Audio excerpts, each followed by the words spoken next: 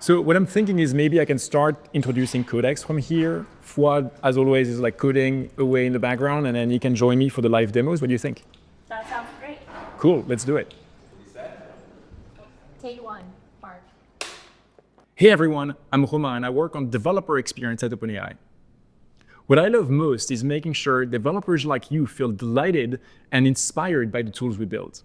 Well, today, we're excited to give you a quick look at something new we've been experimenting with, the Codex CLI. Codex is a lightweight coding agent that can run directly from your command line.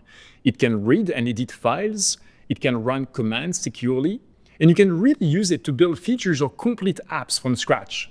But enough talk. To see that in action, I'm going to bring Fouad over for some live demos. Hey. How's it going? Great. Hey everyone, I'm Fouad. I'm on the agents research team and I'm so excited to share Codex with you all.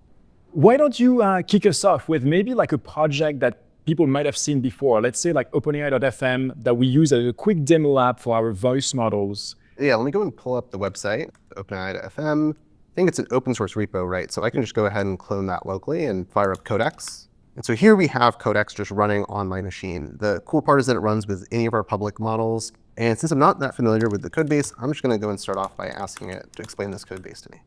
And so what I'm looking at here on the screen is that you're using O3 that we just launched today. Yeah, you can actually use anything from 4.1 from a few days ago to O3 and O4 Mini today. And I think one really cool thing is as it's actually calling these tools, it's running commands, you can see it run the commands directly on your machine. So now we can see it put together this whole description. I can see that it described high level what OpenAI FM is. It shows me the code architecture, that it's a Next.js application. And finally, here's how I can actually run it. So I'm going to go ahead and run the development server. And did you have a use case in mind? Yeah, I mean, why don't we do something simple like dark mode, for instance? Like I know developers always love dark mode, and maybe we can do something on top of that?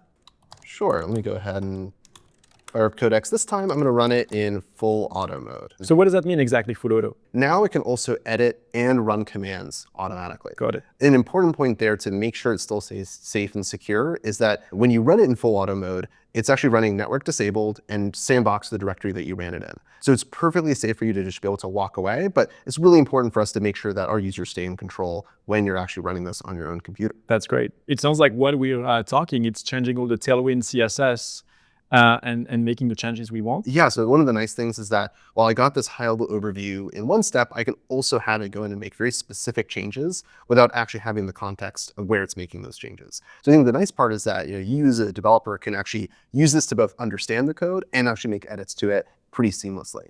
Now that it's done, I'm going to go ahead and open up the OpenAI.fm. I can open it up locally, and boom, we can see it in dark mode. That's amazing. That's one example where it's an existing code base, but maybe try something new. Well, now that we've gotten familiar with Codex, with this one example, I thought, why don't we create something a bit more fun from scratch this time? A little bit like vibe coding, complete app from nothing.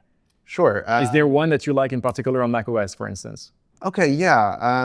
When I was a kid, I used to go to the Apple Store and play with Photo Booth. I don't know how often we used to do this, but so yeah, let's actually pull out maybe one of the filters in Photo Booth. Okay, yeah. How about this page of filters? Yeah. So are you able to like screenshot the app and just tell Codex that you want it like put on the web? Exactly. So I'm just gonna grab a screenshot of Photo Booth and I'm just gonna pass it in.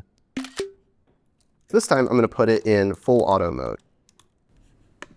And it is the first reason about the image. It's going to understand what it's even looking at. Okay, great. It understands that it's a screenshot of macOS. That's fascinating, yeah. And now I'm going to tell it, re-implement this in a single page HTML. And maybe I want to say, use the web camera API and make sure it's in landscape mode. And so now it'll just go off and given that context about the screenshot of what I wanted, this could be a screenshot of Photo Booth. It could be a screenshot of Figma design. It could be a lot of different things. I've used it in different contexts where I've drawn very low fidelity mockups, and then just kind of given Codex, here's this context that I want, and then go off and make the changes. I don't have to give it any additional context, any additional direction. It'll just go off, think for a while. You can see its chain of thought reasoning as it's thinking through the problem, both what commands it's running and also what its thoughts are. And now finally here we see the page. Now, if I go ahead and open that page in my browser, I can go ahead and see that it created this Photo Booth. And boom, we have... Oh my God.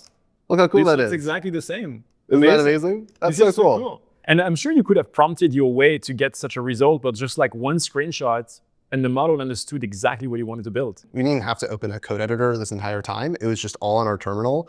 And sometimes I'll kick off multiple of these in parallel and just let them, one explaining the code base to me, one making some changes. And it's just pretty magical to see it all come together. That's amazing. So it was just a quick look at some of the features that we have in Codex. We've seen how it can read and edit files directly. It can run commands very securely, and you have different knobs in order to pick the mode that you're the most comfortable with.